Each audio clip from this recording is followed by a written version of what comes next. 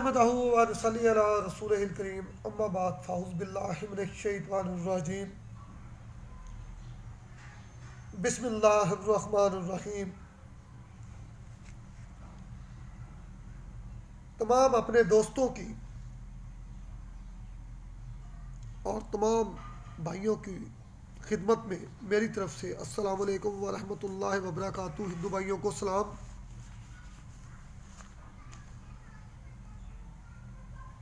मैं डॉक्टर हकीम शकील बारी फाजल तिब वल जराहत तमाम बरसगीर पाको हिंद के जितने भी आज तक ग्रुप जो हिकमत और कीमिया से रिलेटेड हैं, सुम्मा अल्हम्दुलिल्लाह सारे मुझे बहुत अच्छी तरीके से जानते हैं।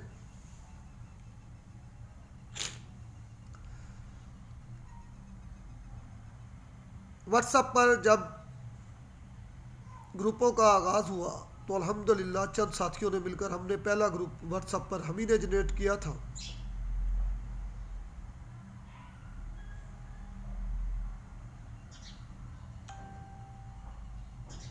रिसर्च ऑन डिजीज़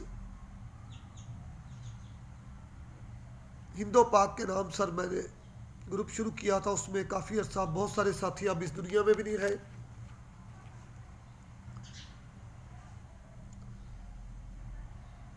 अब हमने मखलूक खुदा की खिदमत के लिए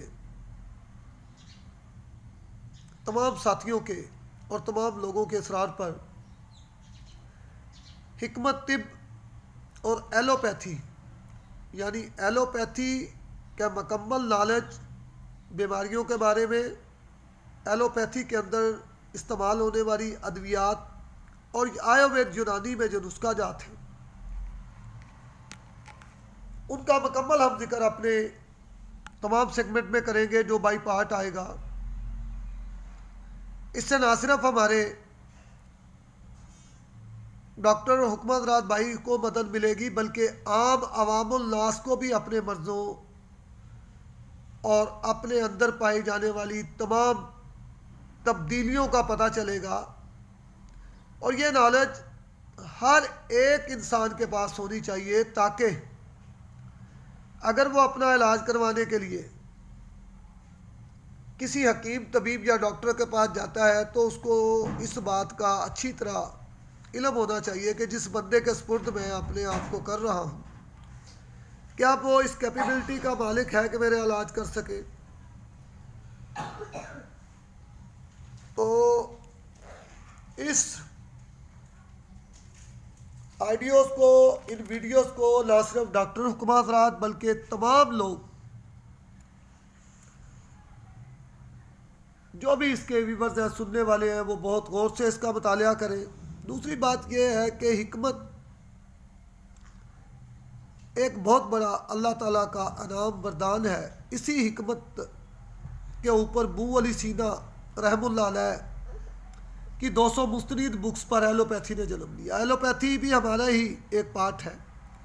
अल्लाह ताला ने मुख्तलिफ वक्तों में इंसानों की मुख्तलिफ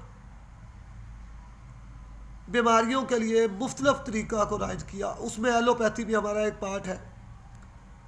तो मैं एलोपैथी यानी डॉक्टरेट, होम्योपैथी, आयुर्वेद यूनानी से आप साथियों को मुकम्मल इल्म दूंगा। बीमारियों के सिम्टम्स, उनकी वजूहात और उनका इलाज, यह सिलसिला शुरू होगा। मेरी आप सबसे गुजारिश है कि आप मेरे चैनल को लाइक भी करें, सब्सक्राइब भी करें और अपनी तमाम आरा से हमें आगाह करें। जहाँ पर हमारी गलती हो बाकायदा हमें आगाह करें ताकि हम आपको उसकी क्लैरिफिकेशन दे सकें। और अगर आपने गलत उंगली उठाई है तो आपकी भी इस्लाह हो सके।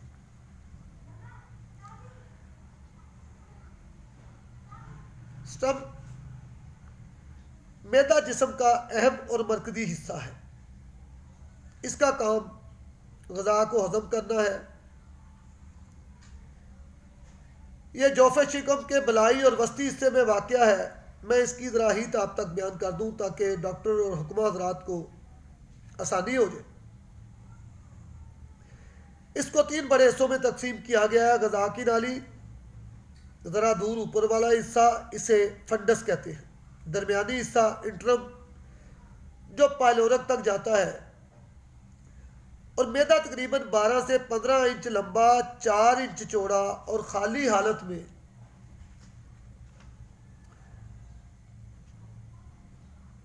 4.5 औंसिस का वजन होता है।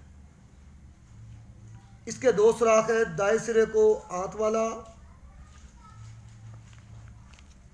सिरा कहते हैं और वो मश्क की तरह होता है, जैसे मशकीदा होता है। आपने पुराने वक्तों में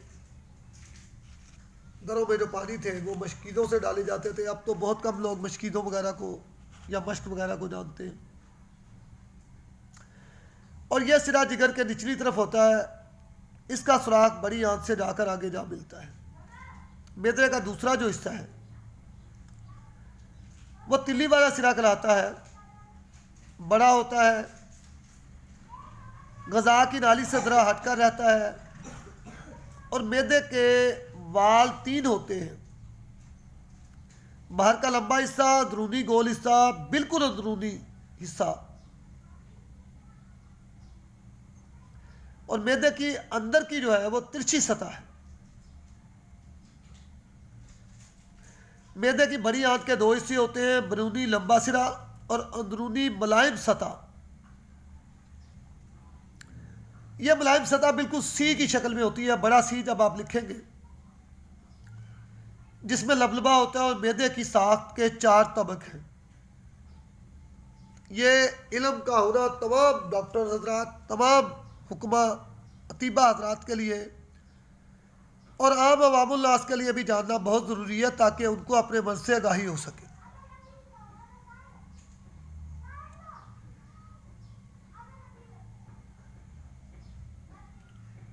इसके जो 4 तबक हैं उनके बारे में मैं बहुत ही टाइम की कमी की वजह से, लेकिन उसके ऊपर बहुत ही आपको छोटी लाइनों में नाली देता हूँ, आगे जाऊँगा।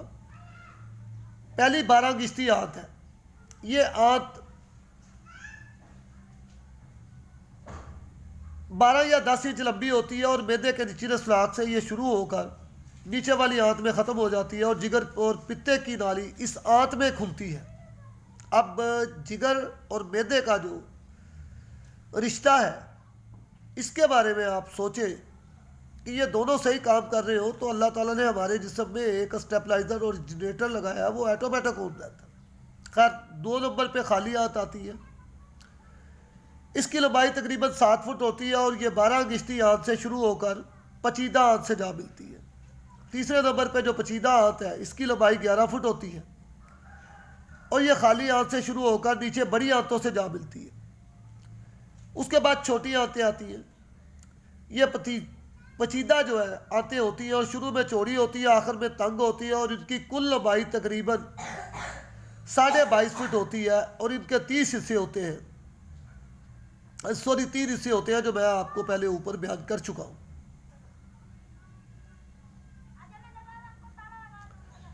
बड़ी आंतें, ये आंतें छोटी आंतों से शुरू होती हैं और मकद में जाकर ख़त्म होती हैं और इनकी कुल लंबाई 5 फीट होती है। ये आंतें भी शुरू में चौड़ी होती हैं और आखिर में तंग हो जाती है और इनके भी आगे 3 हिस्से हैं।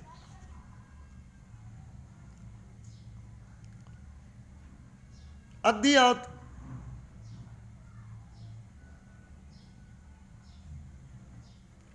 ये बाकी 2 हिस्सों से चौड़ी होता है। यह तकरीबन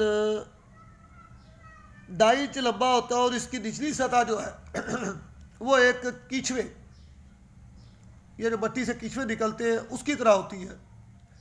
जो दरमियान से खाली होता है ये 6 इंच लंबा होता है, जहाँ तीनों आंतें पचीदा आंत, अंधी आंत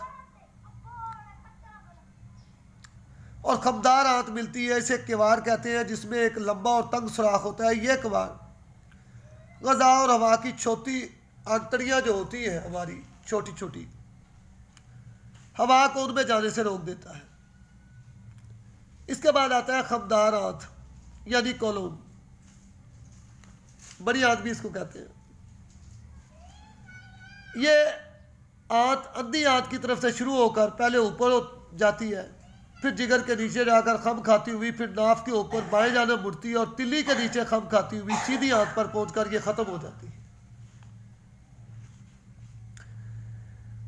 तीसरी है आपकी सीधी आंत, रेक्टम भी इसको कहते हैं। सीधी आंत बड़ी आंतों के आखिरी हिस्से का नाम है। यह तकरीबन 6 से 18 इंच लंबी होती है और यह दरमियान में कशादा और दोनों सिरों पर तंग होती है। आज हम सबसे पहले अपने पहले हिस्से में एलोपैथी से मैदे का इलाज, सबसे पहले जो एक्यूट गैस्ट्रिक्स होती है यानी बीमारी की इब्तदा जो मैदे की सोजश से शुरू होती है, हम मैदे की सोजश के ऊपर रोशनी डालते हुए इसके क्लिनिकल फेजेस, इसकी अलामत, एलोपैथी में कौन सी दवाइयाँ दी जाती हैं मुकम्मल आपको बताएंगे और उसके साथ आयुर्वेद यूनानी में कौन से नुस्खा जात इस्तेमाल होते हैं वो बताएंगे।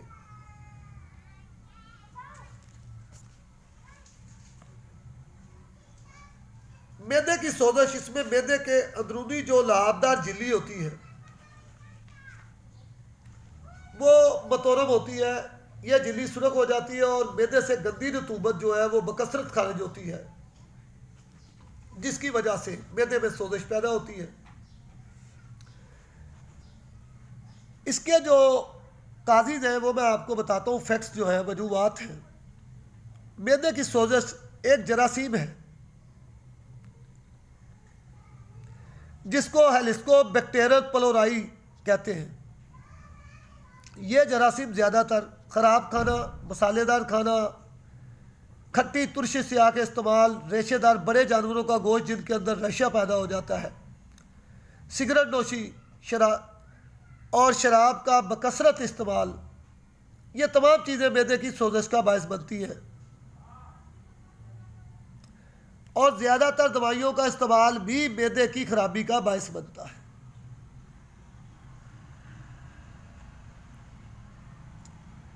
मैदे की सोजश जो है वो दो तरह की होती है, एक शदीद वर्म मैदा और दूसरा मजम्मन वर्म मैदा। पहला जो मैंने शदीद वर्म मैदे में जलन, दर्द होती है, प्यास लगती है, मैदे में खाना और पानी वगैरह नहीं ठहरता, वोमिटिंग हो जाती है, बदहजमी होती है, कभी कभी इसके साथ बुखार भी हो जाता है। आपके पेशाब की रंगत सुर्ख हो जाती है, पतले पतले दस्त और खारिज होते हैं, बलगम में खून आने लगता है, मतली और कै जो है वो हर वक्त रहती है, कोई भी चीज़ खाओ। और दूसरे नंबर पर मजम्मन वर्म मैदा जो है,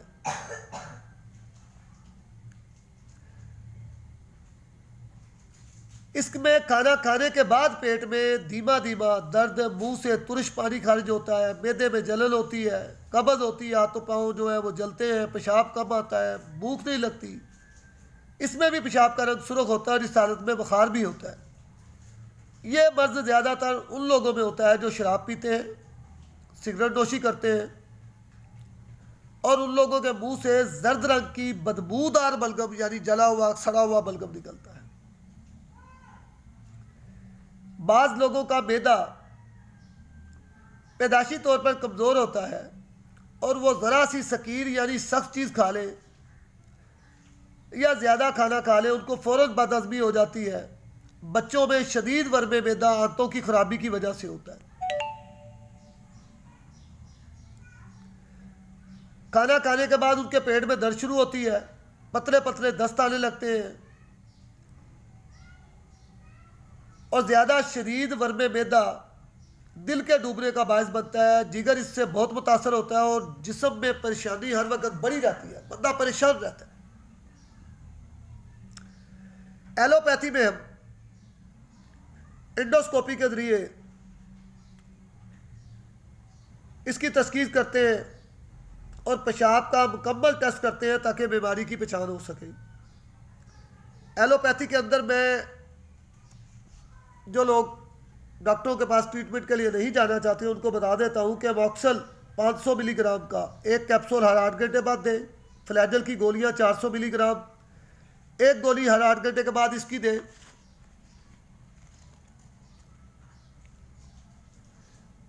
और कैप्सूल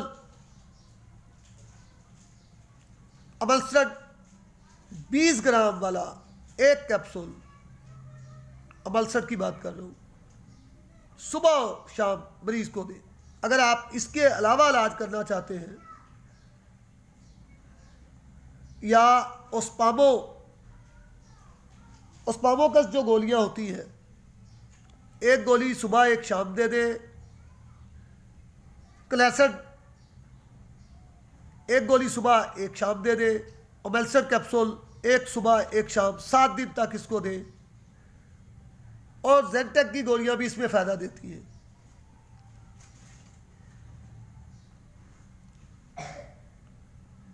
क्लैसड गोलियां भी और ओस्पामो गोलियां भी इसके अंदर जो मैंने बताई हैं ये काम करती हैं। मरीज को हल्की और दूध हजम गज़ा 1-2 रोज़ तक खाने से परहेज़ करें। साबूदाना और दलिया वगैरह का इस्तेमाल करें। नमक, ठंडा दूध ले सकते हैं, दूध में मीठा सोडा मिलाकर दें तो बहुत फ़ायदा करता है। तुरश मसाले वाली सालन बिल्कुल ना दें। अगर मरीज़ सिगरेट का आदी है तो उसे सिगरेट फ़ौरन बंद कर देनी चाहिए, वरना कम तो ज़रूर कर दें। शराब वगैरह, नशे तमाम चीज़ें जो है वो बिल्कुल ना खाएं। अब हम जो आते हैं वो आते हैं आयुर्वेद यूनानी की तरफ।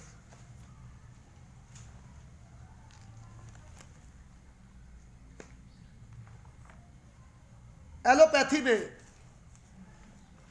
जब हम किसी चीज़ का इलाज करते हैं तो हम उसको मर्ज को दबाते हैं, जबकि आयुर्वेद और यूनानी और हिकमत में हम मर्जों को दबाते नहीं हैं, मर्जों को ख़त्म करते हैं। आयुर्वेद यूनानी स्लो स्टडी ऑन विन द रेज द का काम है। एलोपैथी में जैसे हम कैंसर का इलाज करते हैं तो हम जो कैंसर का डैमेज हिस्सा होता है उसको बिल्कुल टच नहीं करते, बरे हुए जो बचा हुआ हिस्सा है उसको बचाने की कोशिश करते हैं। लेकिन आयुर्वेद यूनानी हिकमत में हम लोग शुरू से मर्ज का खात्मा करते हुए उस तक पहुँचते हैं। तो यहाँ पर मैं तमाम लोगों के लिए कुछ नुस्खा जात देसी आपकी खिदमत में पेश करता हूँ, जो मेरे 37 साल सदरी राज है। ज़ीरा सफ़ेद, ज़ीरा स्याह, बेखड़, कुठ, त्रिफला की छाल, सीधा नमक,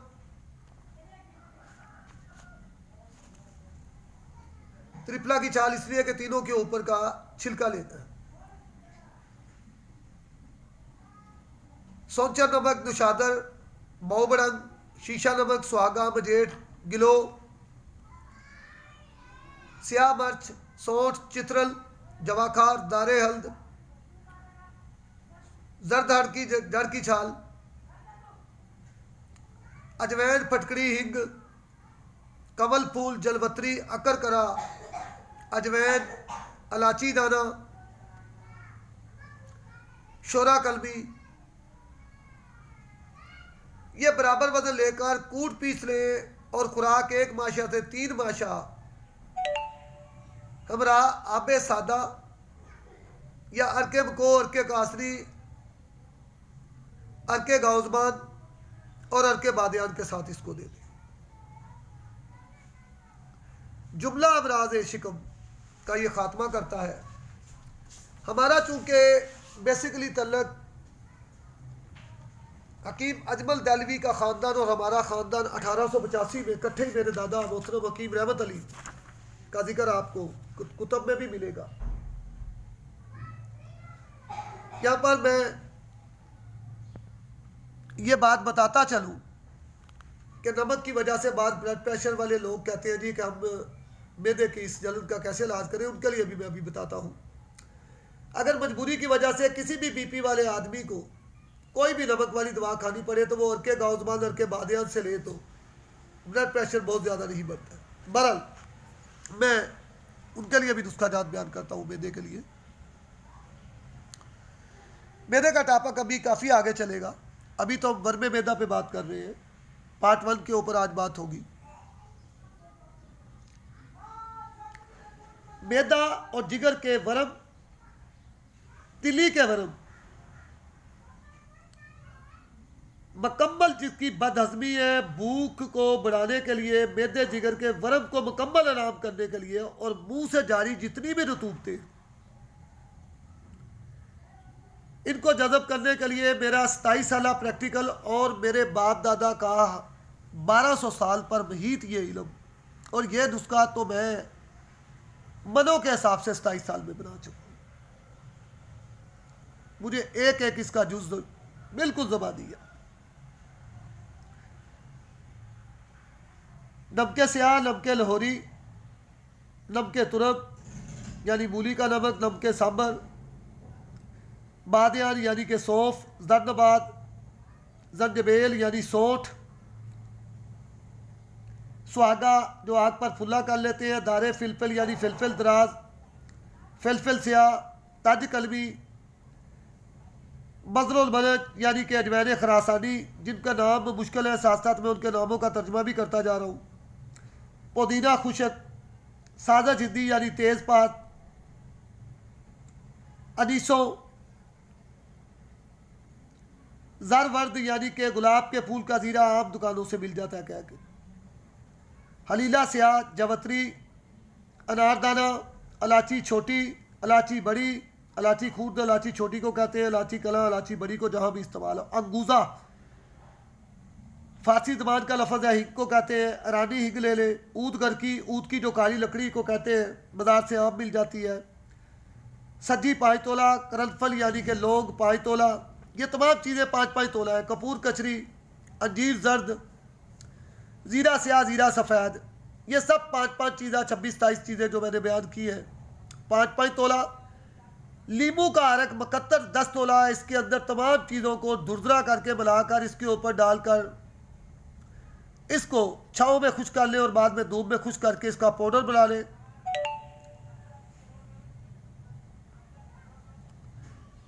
1 से 3 माशा ये पाउडर सुबह दोपहर शाम मुनासिब बदर का या सादा पानी से बाद खुराक दें।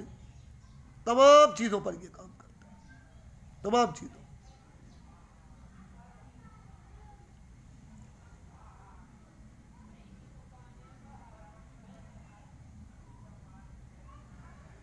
इसके अलावा एक ऐसा मैं ज़बान बताता हूं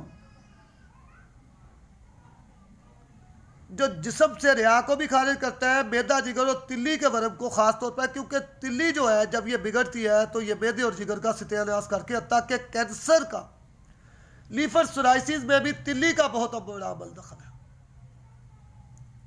जब इसका टॉपिक आएगा तो मैं उसको भी बयान करूंगा।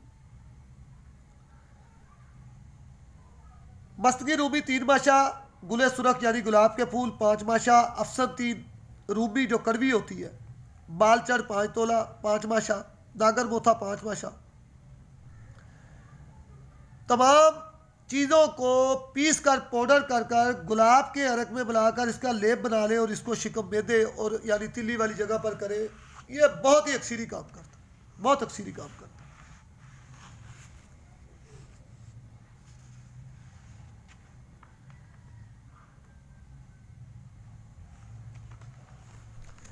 इसके अलावा मैदे और पेट के तमाम किस्म के वर्मों के लिए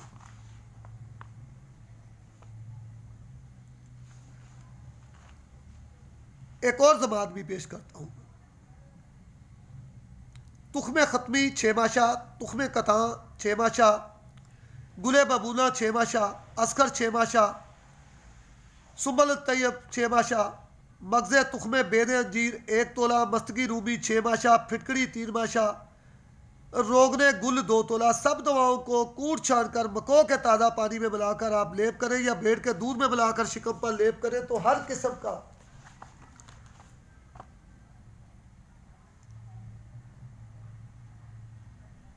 ये लेप भी आपको बेहतरीन असर देता है।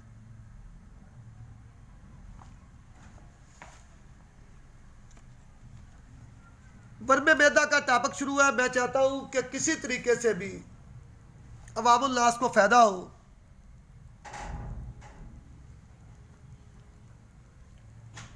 जो मेरे 37 साल अपने मतलब के नुस्खा जात हैं,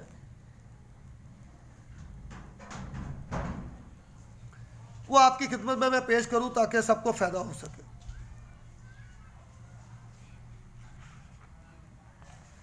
एक बेहतरीन सफूफ़े आज़म जो कि तमाम